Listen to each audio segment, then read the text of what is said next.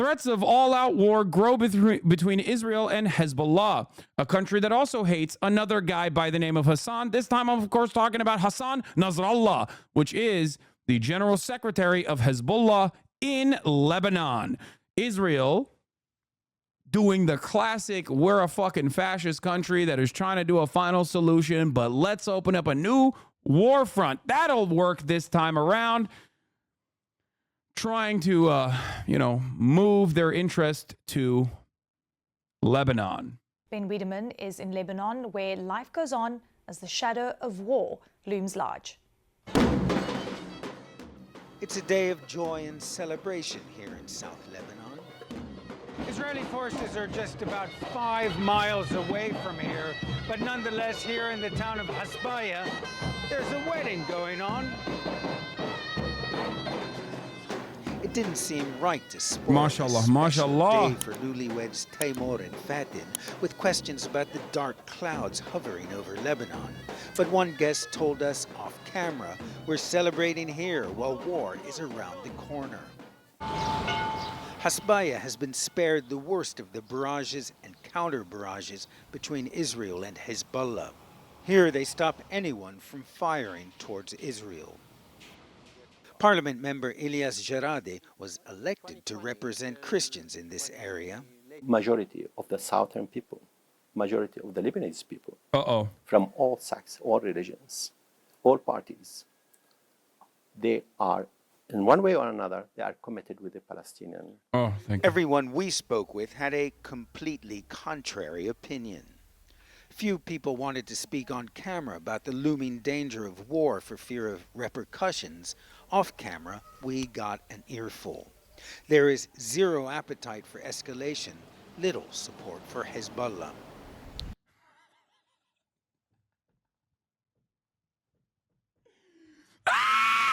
CNN!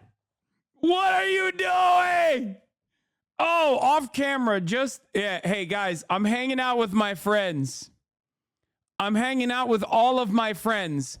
They're just off camera. You can't see them. Classic Nathan Fielder tweet turned into a motherfucking article. Ah! They're pre-firing their condemnations of Hamas, bro. I mean, sorry, Hezbollah this time. Hezbollah. Out on the town, having the time of my life with a bunch of friends. They're just all out of frame, laughing too. Yeah, dude. It's always SOS Cuba, free Cuba from communism. SOS Lebanon, free Lebanon from Hezbollah. SOS Gaza, free Gaza from Hamas. Whoever America is interested in fucking up, okay?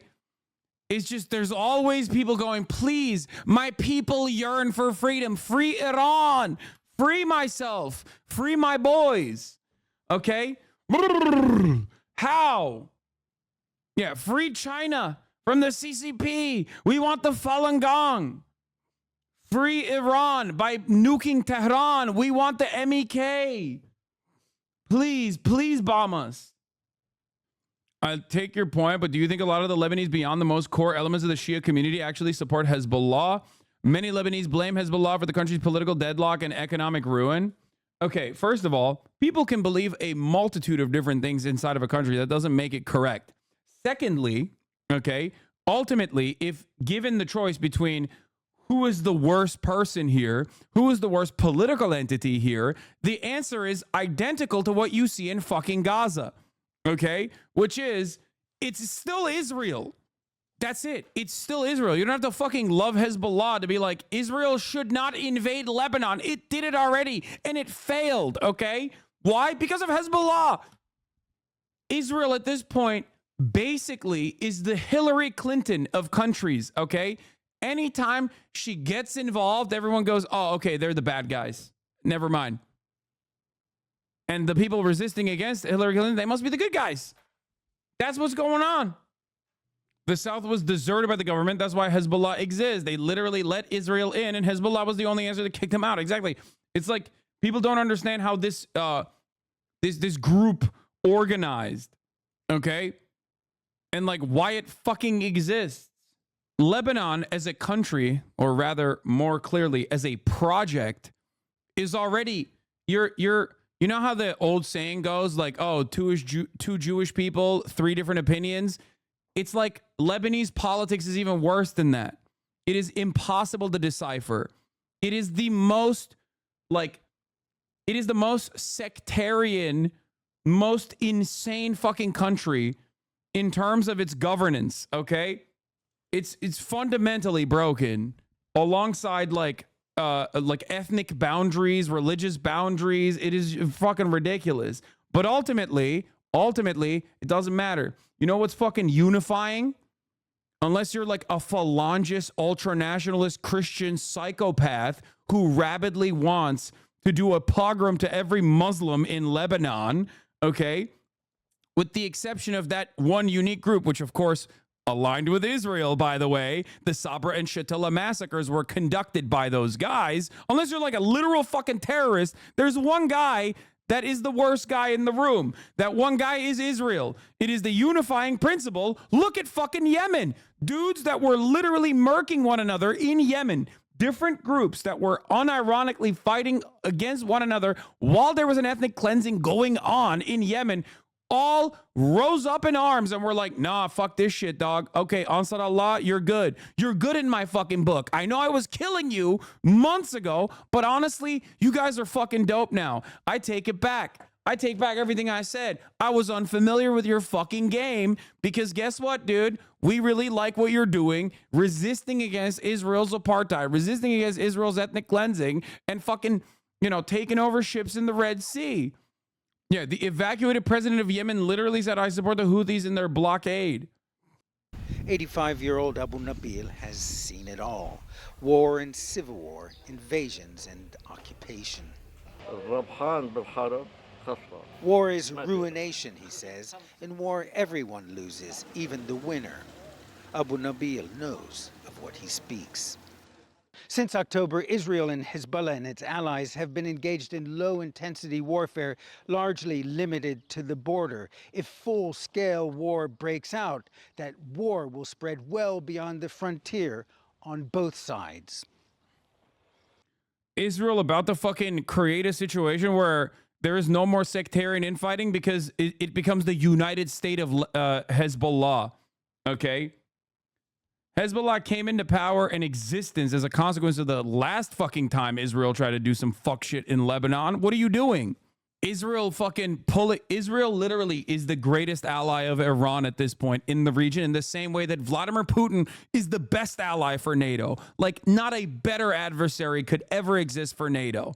Okay? The great unifier.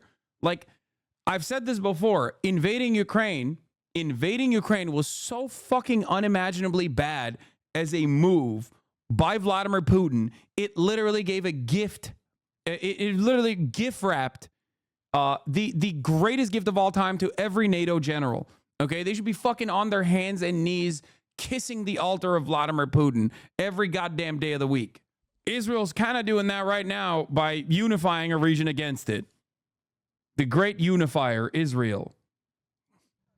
Last week, Israeli generals approved a plan to attack Lebanon, while Hezbollah leader Hasan... I don't know, there's quite a few people in Lebanese politics, particularly Maronite Christian politicians, blaming Hezbollah if a war breaks out. No, I know. I already covered the bases a little bit on that front. And yes, Lebanese politics is unimaginably complicated, in my opinion, and very difficult to parse through. But having said that, I don't know how well that shit will fucking stick inside of Lebanon if Israel does end up once again occupying southern Lebanon. While Hezbollah leader Hassan Nasrallah recently warned if it comes to war, the group will fight Israel on land, sea, and air, and also inside Israel itself.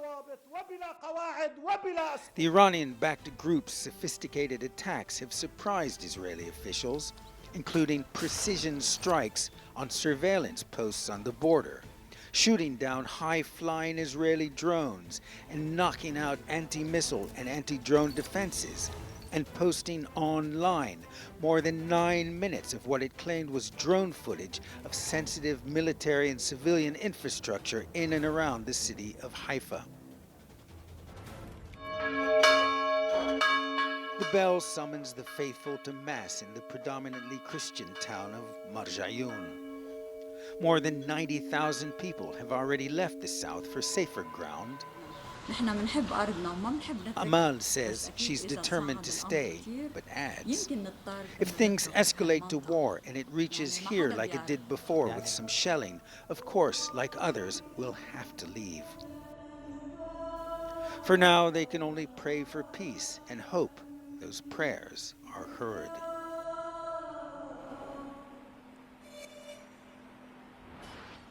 All right, Ben Wiedemann joins us now from Beirut.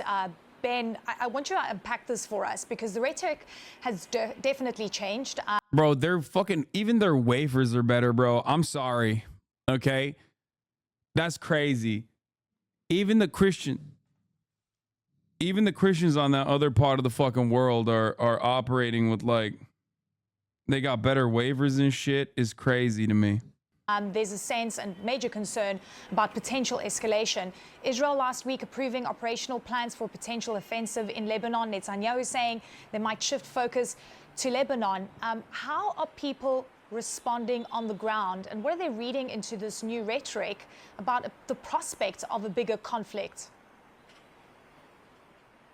Well, people have heard here in Lebanon for months now sort of saber rattling coming from Israel. But I think what has people really worried was what we've heard reported on CNN, that the Biden administration has expressed its full support for Israel in the event of full-scale hostilities between Hezbollah and Israel, which is rather reminiscent of the full-bodied support the Americans voiced at the beginning of the disastrous war in Gaza. So really that has people worried, and we're already seeing signs of things, for instance, cancellations in hotels.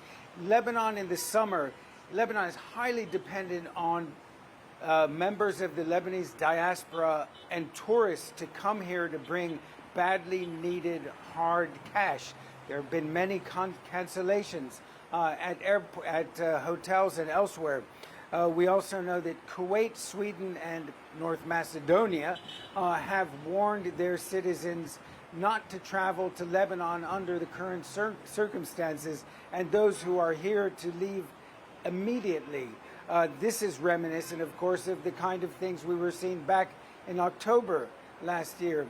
And finally, the London Telegraph has put out a report saying that the Beirut International Airport is being used as a storage depot for weapons by Hezbollah. Now, Lebanese officials have come out and flatly denied that. The Minister of Information, the Minister of Transport, and the Foreign Minister actually led a tour of journalists and foreign diplomats to show them there's nothing there. But people are worried that this is a sign that, for instance, there's a target that the Israelis might hit the airport, which is essential for this small country, which only has one international airport. Yeah. Eleni?